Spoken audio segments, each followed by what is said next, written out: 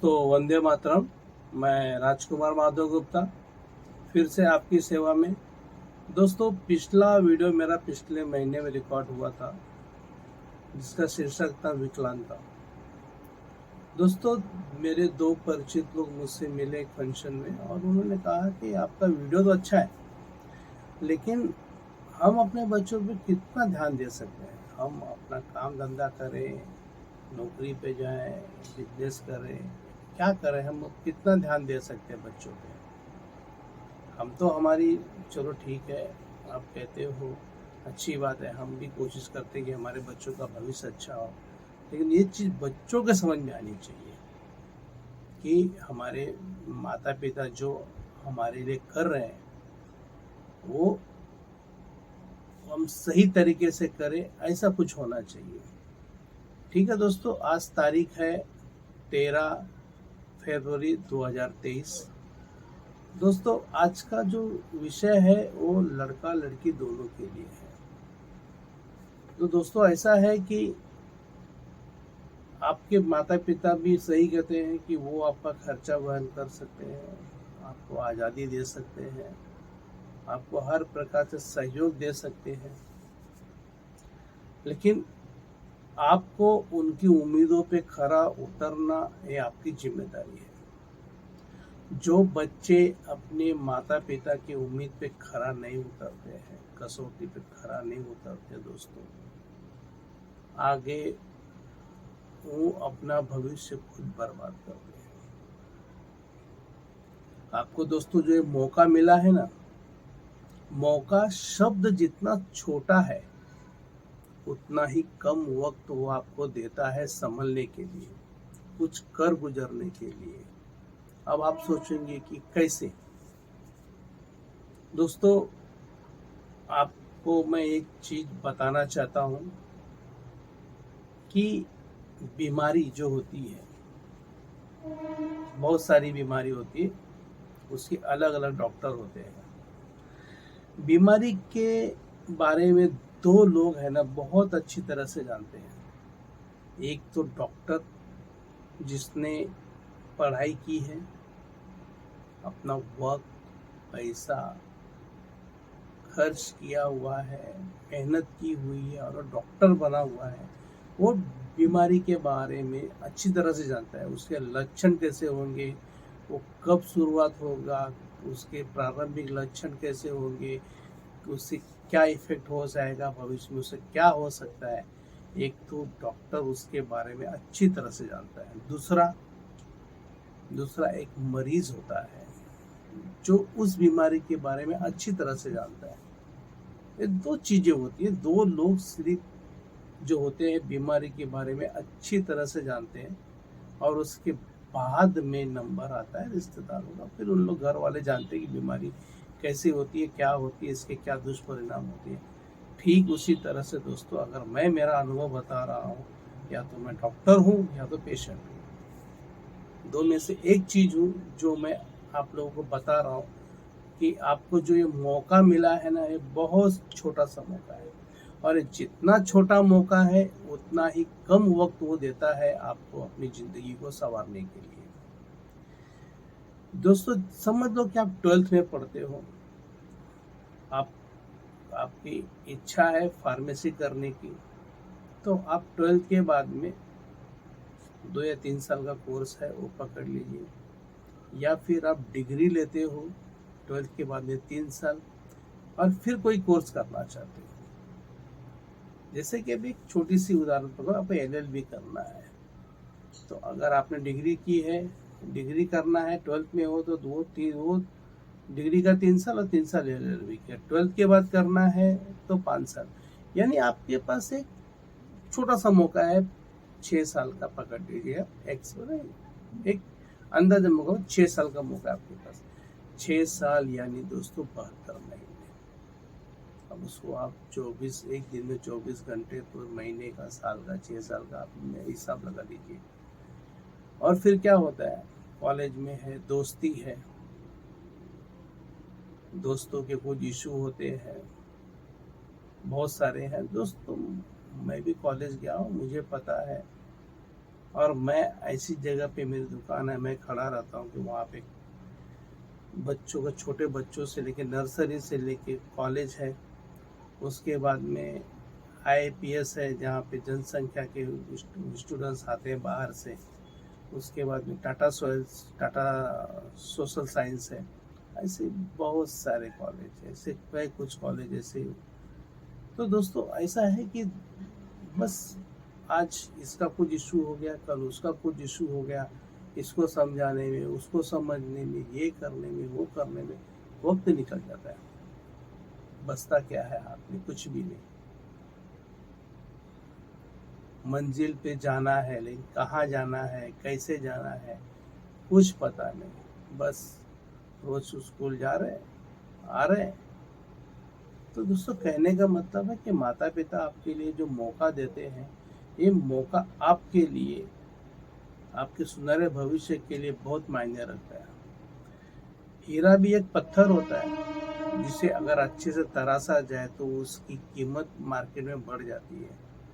उसी तरह से आपका भविष्य है हीरे के जैसा। आप जितना इसको तराशोगे, जितना इस पे मेहनत करोगे, जितना ही बाहरी दुनिया से न न मतलब रख के सिर्फ पढ़ाई पे, और थोड़ी दोस्ती रखो, थोड़ी ऐसी बात नहीं है, करो, सब लिमिट में होना चाहिए, लेकिन पढ़ाई पे ज़्यादा फोकस होना चाहिए। तो आप अपना भविष्य बना सकते हो, आप अपने माता पिता की उम्मीदों पे खरा उतर सकते हो। झूठ बोलोगे माता पिता को कुछ फर्क नहीं पड़ेगा, तुम्हारा भविष्य अंधकारमय हो जाएगा। इसलिए जो भी कुछ है, आपका भविष्य आपका हाथ में है, आप ही अपने भविष्य को बना सकते हैं। मराठी में कहावत है दोस्तों की तूच आहे तुझ्या जीवनाचा शिल्पकार, तूच आहे तुझ्या जीवनाचा शिल्पकार।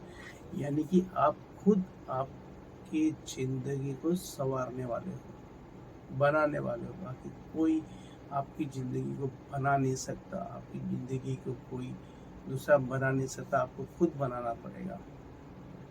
तो ऐसी बात है दोस्तों कि आप जितनी मेहनत करोगे अपने लिए, उतना ही आपका भविष्य उज्जवल होगा। जैसे कि दोस्तों पहले पहले ऐसा होता था, आप 1965-70 में चले जाइए, सिर्फ बीए की डिग्री मिलने के बाद में अच्छी नौकरी मिल जाती थी। दोस्तों ये जो फिल्में हैं हमारे समाज का आईना है, और ये जो बताते हैं हकीकत है, कुछ उसमें सच्चाई है कि एक लड़का आता है, छोटा लड़का अपनी माँ के पास दौड़ते दौड़ते आता है, कहता है माँ भैया बीए पास हो गए माँ, अब भैया को अच्छी नौकरी मिल जाएगी, हमारे बुरे दिन चले गए, बड़ी बहन की शादी हो जाएगी, अब हमें 2 वक्त की रोटी के लिए तरसना नहीं पड़ेगा।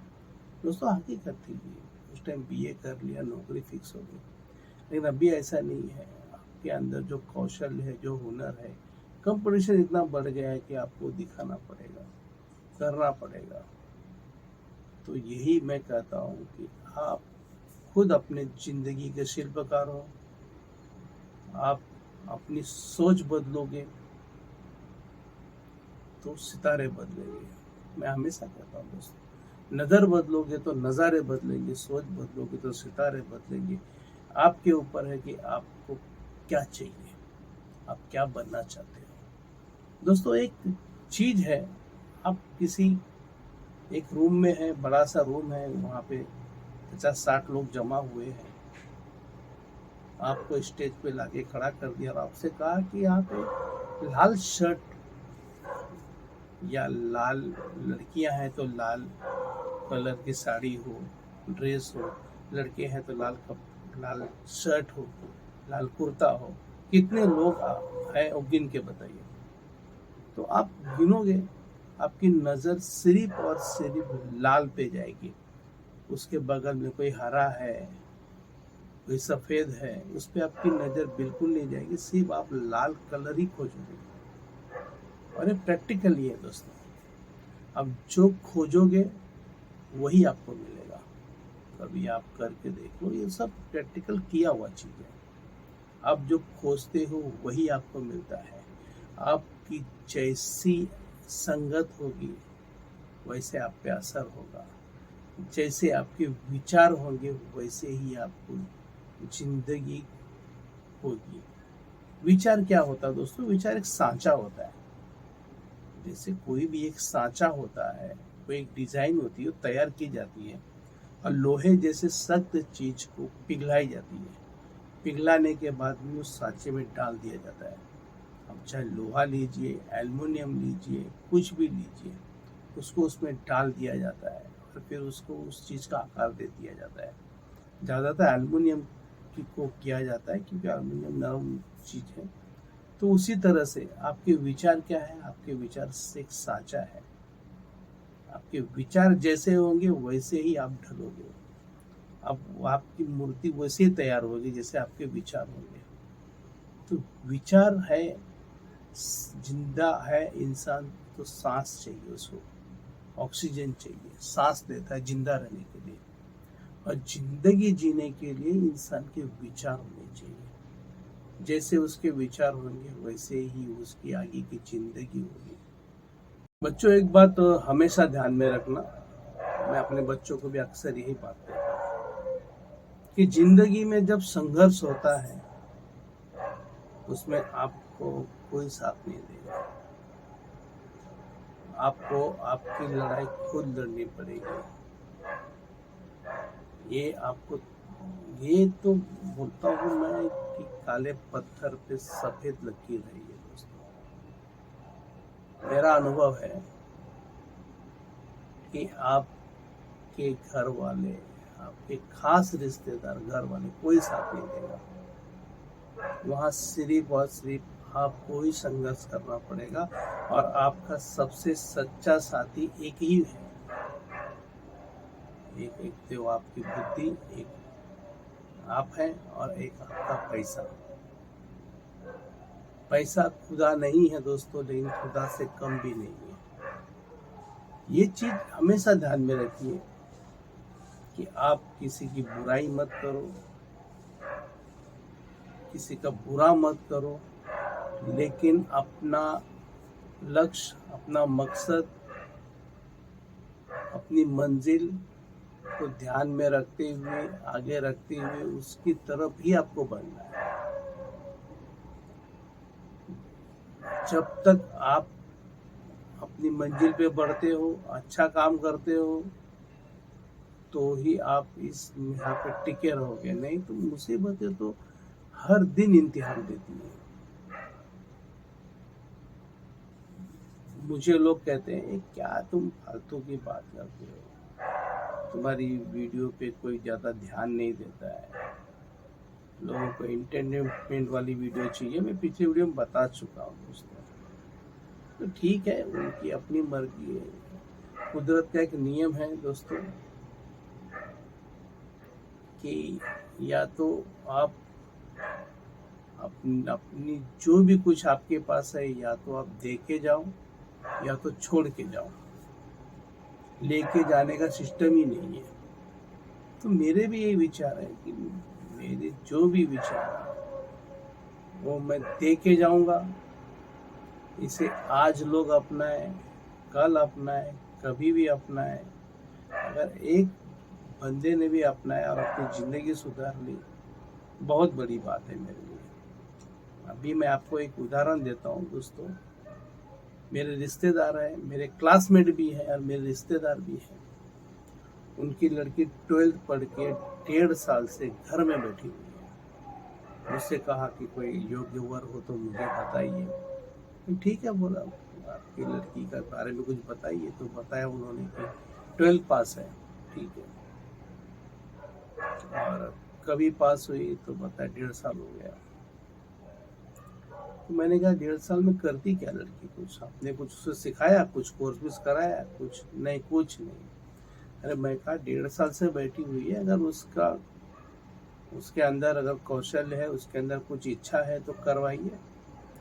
नहीं कुछ तो उससे ब्लाउज वगैरह सीना सिखा दीजिए, सिलाई का काम कुछ सिखा दीजिए, घर काम के साथ में सिलाई का भी काम सिखा दीजिए। वो भी आजकल अच्छा चल रहा है। जितना उसके अंदर लोग अपनी मास्टरी करते हैं, जितना अच्छा काम करते हैं, उतने तो लोग उनके पास आते हैं सिलाने के लिए ब्लाउज। टाइम नहीं मिलता है। मैंने देखा है, यहाँ पे हमारे नीचे ही है, देखा है, मेरे घर के नीचे ही है, देखा है मैंने। कुछ तो करा नहीं, बंदे वो बात पसंद नहीं है। बस मेरा काम है, मैंने बच्चे को पढ़ा दिया, बच्ची को, उसे शादी कर दूंगा, मैं मुक्त हो गया। क्या कहूँ दोस्तों। और एक रिश्तेदार है हमारे, उनका लड़का 30 साल का है, उसकी पत्नी 28 साल की है, 2 बच्चे हैं उसको। लड़का जो है उसके ब्रेन में गांठ हो गई है, 9 महीने से घर में है, नली लगी हुई है, उससे लिक्विड दिया जाता है। क्या कहोगे आप इस चीज को? क्या कहोगे इस चीज को आप? 28 साल की लड़की है, 2 बच्चों की जिम्मेदारी आएगी। भगवान उसे जल्दी स्वस्थ कर दे, लंबी आयु दे उसे। कैसे कैसे, मैं तो कहता हूँ समाज के 80% लोग हैं ना, लड़का लड़की कोई भी हो, पढ़ा रहे हैं, कोर्स करा रहे हैं, बहुत अच्छा काम कर रहे हैं। रह गए 10-20% जो रह गए हैं ना, उनको देख के भी वो अंधे बने हुए हैं। और कोई कहता है तो बहरे बने हुए हैं। ऐसे लोगों पे तरस आती है दोस्तों। अभी मैं किसी का नाम नहीं लूंगा, अगर आप लोग मुझसे पर्सनली आके मिले ना तो मैं उनसे मिला दूंगा। देखिए ये बंदे बीमार है 10 महीने से, ये बंदे है जिसकी लड़की 1.5 साल के घर में बैठी हुई है। ठीक है, खाना बनाना, घर गृहस्थी का काम सिखाओ, साथ में कुछ तो उसके साथ में कोर्स कराओ। दोस्तों और एक उदाहरण देता हूँ। मैं ट्रेन से आ रहा था पिछले साल, मेरे सामने ऐसी बात, जो विचार है आदमी वैसे बात निकली। तो उन्होंने कहा कि बाबतपुर के आसपास में कोई गांव है, वर्मा उनका सरनेम था। कहा कि मेरे रिश्तेदार हैं, उन्होंने अपनी लड़की पढ़ने में अच्छी थी, उन्होंने उसको पढ़ाया और फिर शादी के बाद में 6 महीने का टाइम बचा था उनको गौना देने में। तो दोस्तों उन्होंने इंग्लिश स्पीकिंग कोर्स करवा दिया। बोले लड़की घर में बैठी है, चलो कोर्स करवा देते, कभी काम ही आ जाएगा। दोस्तों जिस जगह पे उस बच्ची की शादी हुई है, लोकल मार्केट 3 किलोमीटर लंबा है उसके गांव से। लड़की चली गई शादी करके, उसकी इच्छा थी पढ़ने की, लोगों को, बच्चों को पढ़ाने की। आप यकीन नहीं मानोगे, वो लड़की आज बाबतपुर, वाराणसी जिला, वहाँ पे वो गांव है, बाबतपुर के पास में गांव है, लोकल मार्केट से 3 किलोमीटर अंदर गांव है। वहाँ पे ट्यूशन के साथ साथ में जो कॉलेज जाते हैं बच्चे, उन्हें इंग्लिश पढ़ाती है, इंग्लिश सिखाती है। आज वो 25,000 रुपया कमाती है। ज्ञान कभी भी बोलते नहीं व्यर्थ नहीं जाता, फुकट नहीं जाता। एक बार आपका पैसा आपने कहीं वेस्ट किया है, इन्वेस्ट किया है, वो वेस्ट हो सकता है। लेकिन अगर आपने ज्ञान लेने के लिए कहीं पे पैसा इन्वेस्ट किया है तो कभी भी वेस्ट नहीं जाएगा। लोग पैसा कमाने के लिए शेयर मार्केट में पैसा डाल देते हैं, वेस्ट हो जाता है। कोई चीज खरीद के रख लिए, इन्वेस्ट किया, वो कभी वेस्ट हो सकता है। अभी आप बोलोगे जमीन सोने में, वो छोड़ दो। लेकिन ज्ञान लेने में जहाँ पे आपने कुछ खर्च किया है, खर्च नहीं है, वो इन्वेस्ट है। कहीं न कभी वो आपको देके जाएगा, कभी फेल नहीं जाएगा। जिंदगी किसी भी मोड़ पे आप जाओगे वो काम आएगा। ये उदाहरण के साथ में देता हूँ दोस्तों। वीडियो लंबा हो रहा है, फिर कभी फिर अगली वीडियो में मिलेंगे। इसी के साथ शुभ रात्रि। जय हिंद, जय महाराष्ट्र।